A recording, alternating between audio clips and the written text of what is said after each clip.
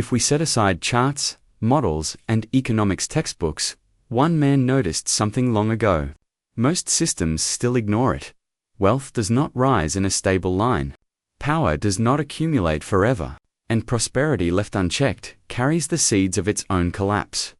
This was not a theory built in a university. It was a model written by someone who lived in the real world, who closely observed the rise and fall of empires. Welcome to the Traces of Finance, where money, power, and history collide. And believe me, nothing is as simple as it looks.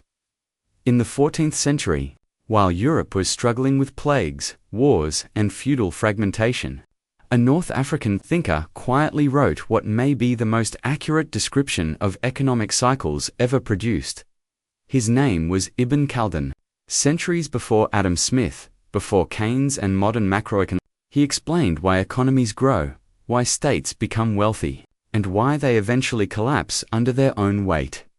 Ibn Khaldun was born in 1332, in what is now Tunisia, into a world far from stability. Dynasties rose and fell rapidly. Cities flourished and then declined just as quickly. The plague spread, populations shifted with brutal efficiency. Power constantly changed hands, moving between rulers, tribes, and groups. This was not a calm laboratory for theory. It was total chaos. And that chaos became his laboratory. He was not a professor detached from reality. He served in courts and advised rulers. He watched states mismanage wealth, crush their people, lose legitimacy, and then stare in shock as everything fell apart. Over time, he noticed something. The same story kept repeating itself. Different names, different religions, different places, but the same cycle. Discipline turned into comfort. Comfort turned into corruption. Corruption turned into decline. Ibn Khaldun's most important insight was this: economic systems are not machines. They are social organisms. They depend on trust, cohesion, incentives, and shared belief. When these weaken, no amount of gold or authority can hold the structure together. At the center of his thinking was asabiyya. Roughly, it means the glue that holds groups together. But economically, it is much more than that: trust. Shared incentives. The willingness of people to cooperate and invest in something larger than themselves. Ibn Khaldun observed that strong societies are productive, resilient, and capable of building wealth even with limited resources.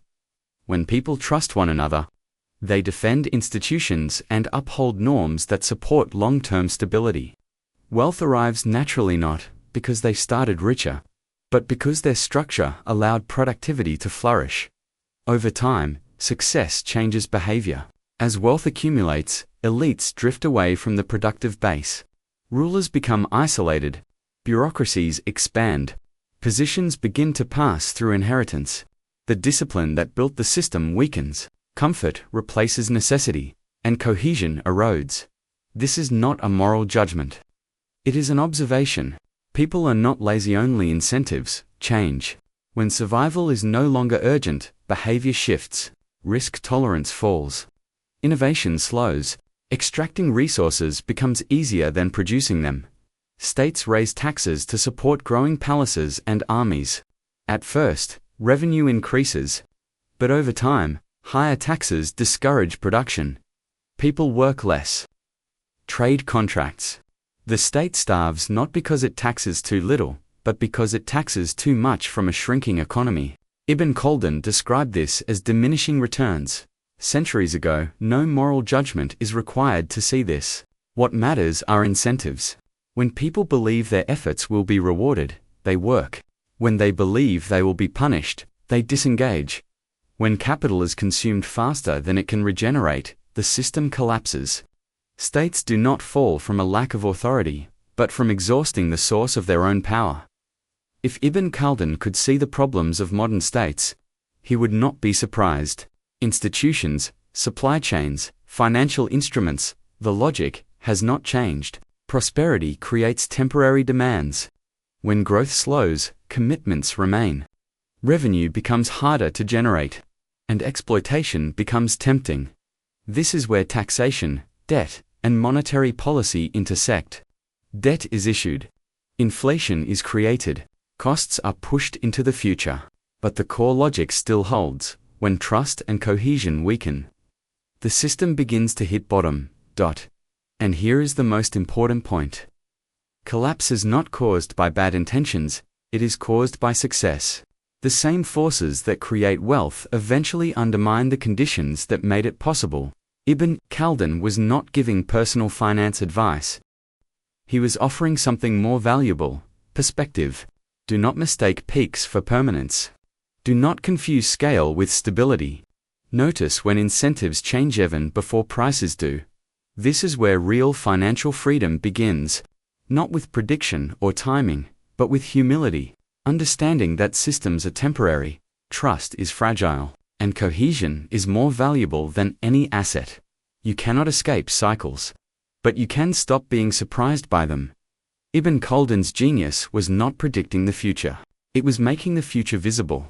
By linking economics with human behavior, he made cycles understandable. And once something becomes visible, it loses its power to shock. History does not repeat because people are foolish. It repeats because incentives remain stubbornly consistent. Ibn Khaldun saw modern economic cycles centuries ago. At their core was a single fragile foundation: trust. When trust holds, prosperity follows. When it breaks, decline begins quietly long before the headlines arrive. If this perspective gave you something new to think about, subscribe. History shows us where to look.